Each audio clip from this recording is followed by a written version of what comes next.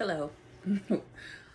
I am recording a video today because it is the eclipse tomorrow, and I've been thinking a lot heavily about some of the things that you encounter on your spiritual journey when you're waking up, and if you're actually doing the work, giving yourself grace on the journey. I know a lot of times we go into it kind of blindsided and we really excited. And a lot of times no one's telling us what to do or what to really expect. But I guess that's not really anyone's job when you're on the journey. But I thought, I'm like, well, maybe I could help somebody out there that's going through something and it's kind of unexplainable, because a lot of stuff I had to go in and figure out on my own. And a lot of times you could experience a lot of resentment sometimes for quote unquote waking up. I'm only saying that because I don't know any other term to use and it's the most fitting. But yeah, like I said, tomorrow is the solar eclipse that we are having in Aries, and it is also a new moon. So, I mean, that's crazy.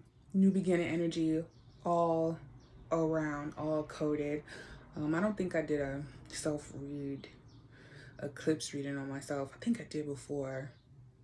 Yeah, no, I did. And I forget the results, but whatever, I'm getting off topic. But I hope this video finds somebody that really needs it. And I'm gonna go ahead and get started. I'm looking over here for a little bit for my notes because I kind of wrote down a little script to help out the video. So a lot of times when you first wake up, you might come against all this information. I hate saying wake up. What else word can we use? Can we please collectively find another word or term to use on this journey for like waking up? But I don't know any other word. So, and especially since, mainstream media kind of hijacked the word woke and turned it into something and flipped it on its head. So the validity of that can be misinterpreted. But for the sake of this video, we'll just say waking up. A lot of information could just be like a little overwhelming. You might thought that you knew a lot about chakras, or you might come into like basic information about chakras, but you don't really know that not only do you have maybe the 7 main ones, but you have thousands of chakras inside your body. I think in your hands alone, you have over 100. There's 72 around. There's 72 chakras, mini chakras around your pineal gland. So, did I know that information right off the bat? No, that kind of took a little bit more time to kind of cultivate and learn. Now, what are you supposed to do with those 72 chakras? I wouldn't know. But you see how there's a difference between knowing of something, like we know of the 7 chakras, but if you haven't really interacted with these chakras, do you really know it? No, you know of it. Like, it's like when people say, oh, here's a picture of a tiger. Is that a real tiger, or is that a picture of a tiger? Have you ever really seen a real tiger in life? No. You could probably spew out a whole bunch of information about a tiger, but if I tell you, well, how does a tiger's skin feel, or what does it sound like when a tiger roars? Have you ever seen him jump 50 feet in the air to catch his prey in real life? Your answer would be no. You have an indirect understanding. You know of something rather than experiencing it. So a lot of information could feel really daunting, and also realize that information is just information. If you don't allow that information to transform you or have the techniques to let it take you to the next level, it's just information. That information doesn't make you any better. It doesn't make you any worse than anything either, because you know it. Sometimes I know this path can feel like a burden, but think about the wonderful burden that you do have, rather than just walking or sleepwalking, basically, is what they say. But I'm getting a little ahead of myself. But usually when you come in, you might not know. Could be so many things coming at you at once. Let it come, but also set the intention to know that if this information doesn't truly enlighten you, and it depends on which journey you on, how are you trying to be enlightened, and I'll get to that in a second. But if it doesn't truly enlighten you, set the intention and be like, hey, I don't want it. Spirit or whatever it is that you Usually I'll just say spirit or my guides so I can direct it intentionally and towards something rather than just saying the universe, because that's actually a good point. So you'll see a lot of people saying, oh, ask the universe for what you want and it'll come to you, or the universe has got your back. Well, there's a lot of entities in the universe that do not want to see you thrive. They want to keep you stuck where you are.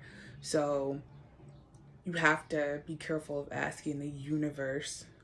I'd rather somebody just say God than just saying the universe will bring. The universe might not like you. The universe may or may, whatever entities are in the universe may not want you to grow and expand your consciousness. So be careful of that. I'd rather you just say God if you're not comfortable, or ask your spirit, your personal spirit, or your spirit guides for help. Always direct it at something. Don't just be broad. Direct your energy, not direct your energy. Allow your energy to direct you where it needs to go, where it wants to go, what it programmed you to do before you even got to the point of consciousness. It was already planned out. So it is safe to ask yourself, ask your heart, hand over your heart, like, hey, please just make sure I'm guided towards information that will enlighten me and not keep me stuck. And it, like us going back to, depends on your path.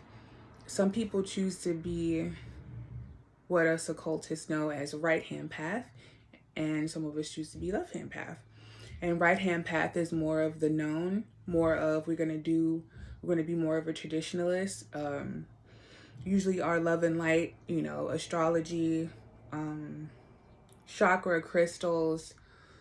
I'm not saying that they don't help, but we've already kind of explored the depths of that.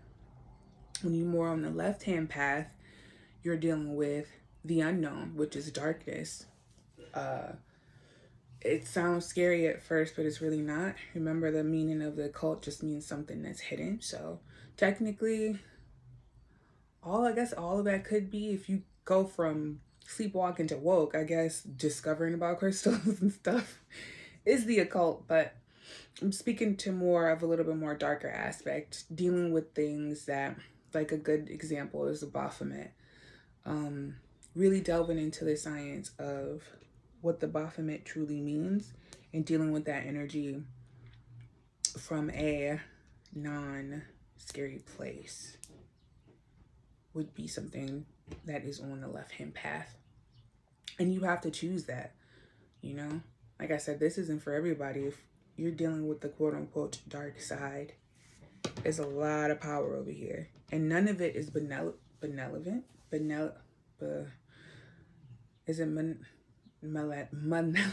None of it is malevolent. The bad, I forget which one it is. But none of it is malevolent.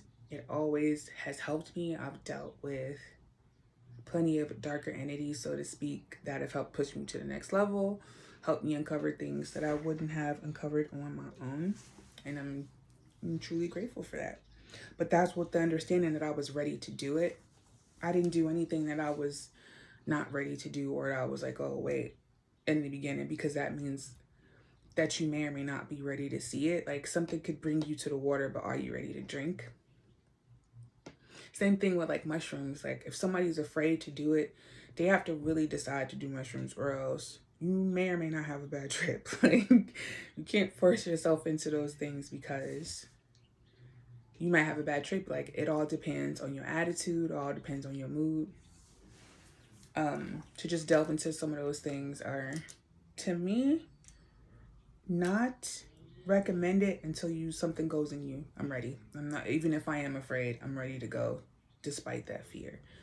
And a lot of times we would like to look for teachers. And my advice for that is, if you set your intention to have a teacher that is aligned with you, you want them to push you, but you don't want to be like disgusted or turned off by them at all. Like, oh man, I can't, like, all right, well, something in you is not ready to hear their particular how they may, it's not so much you're not ready for the information, but maybe how they're saying it, or maybe you're just not aligned with them, and that's okay. But you got to know when to walk away. Sometimes they might just have said like, a paragraph of information that you needed to get to the next level, and you sticking around listening to the information that you don't really need is unnecessary, and it can cause a little bit of delays on your journey. So I would say, stick with let your teachers push you just beyond push you out of your comfort level, but just beyond to a point. Use your intuition to know, like, okay, I'm supposed to leave now. This isn't right for me, and hopefully the next teacher represent itself. And I think a lot of times when we get into this, I don't think I've never seen anything about, like, now it's kind of more popular to say ascension symptoms, which I remember, I want to say like last year, I was working with, our archangel, or just, I was working with Michael Jackson, to be honest. I was working with Michael Jackson, and I was just getting really sick all the time, these headaches, and nothing was really wrong per se. Like, I needed to go to the doctor and have this checked out. Spirit wasn't leading me to the doctor, so I simply did not go. But Spirit led me to this group, Higher Vibrations. She holds a group, I think every Friday, if y'all want to check her out.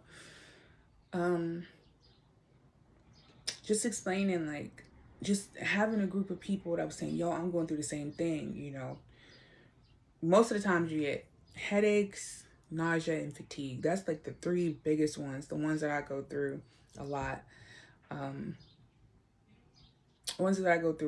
And usually what happens is that you are expanding. Your nervous system is expanding because of the work that you've doing, and because you've held on to a lot of pain and a lot of illusions. Those things have to come up. Remember, the physical symptoms is just a side effect of a bigger problem. That's how you know you're getting better. Like being sick, like having a runny nose, that means your immune system is doing its job when you get a cold to fight back. Like, it's just kind of, I would say it's pretty similar. You might feel like something wrong. Like I said, go to the doctor if you feel like you really need to go to the doctor. But a lot of times those ascension symptoms will come up. And another thing that you have to be aware of is a spiritual ego. What I've seen happen with spiritual egos is a lot of times you just using the information as information to just know of something. You're not really trying to, like, let the information transform you. What you do is try to feel better instead of actually doing the work. Really try to avoid that. I know how hard it can be, or easy it can be, to just put on a lecture in the background while you clean it instead of really trying to maybe write down and take some notes. I would say it's fine, but it's not going to take you to the next level. And beware of just knowing something to know something. This work isn't about just knowing information so you can spew it in somebody's face. It truly is about your transformation and giving your purpose, living out your purpose here, whatever that is may be for you. And using it to feel superior over others is another way that you probably gain a spiritual ego rather than truly gaining enlightenment on this journey. I think I remember when I came in, why didn't nobody, like, warn me this was going to be I guess I could say hard, because it seemed like life was so much easier when you didn't have to think about anything, when you just kind of walking through life, and yeah, sure, it is what it is, and you wonder why you're getting all these results. It was easier then than it becomes easier on your journey, because then you start learning how to let things go. I consider myself a spiritualist. I don't consider myself a humanist, where I'm overly concerned with how the world is working or moving. Let's just say, like, the inflation on groceries. A lot of people can be scared of that. And don't get me wrong, like, it's frustrating, but Spirit always provides me with all of everything that I needed, no matter what the price. So instead of me just, being like really dwelling in my anger on that, I just move on. It's okay. I know that my spirit and my guides are going to provide me with exactly what I need when I need it, no matter regardless the price. Now, if I was a humanist, I'd be like, fuck this and fuck that and fuck the powers that be. And I'm just so, no, you don't. If you are on the path that I'm on, when you're an occultist and you deal with the quote unquote dark side, not that it's like water off a duck's back, but it's something that we don't dwell in. Once you really are embodied into knowing that you are always provided for and taken care of, it doesn't bother you as much as it would if I say Ralph was all love and light and we just kind of let those things go, and we know without a shadow of a doubt that we had a power to bring the things that we want to us. And everybody's path is different, obviously. That's something that I kind of don't have to reiterate, but everyone's path is different. So focusing on, know that the journey is the destination, and that if you get resentful and you feel like, I felt this so many times, especially with the eclipse and especially as much rest I was taking, I was frustrated because I'm like, why is everything so slow? Everything's so stagnant. I don't understand. And then I heard it clear as day. The journey is the destination. The whole point of it is everything that we have to go through. Nothing is forsaken. Nothing is just because. Sometimes shit does just happen. I've heard my guys say sometimes shit happens, but the journey is the destination.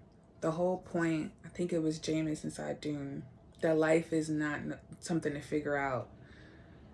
You have to, dang, I messed that up. Y'all can go look that up. Y'all can go look that up if you like, but I messed that up so bad. But the journey is the destiny. The journey is the destination. The journey is the whole point. Your ups and downs are the whole point.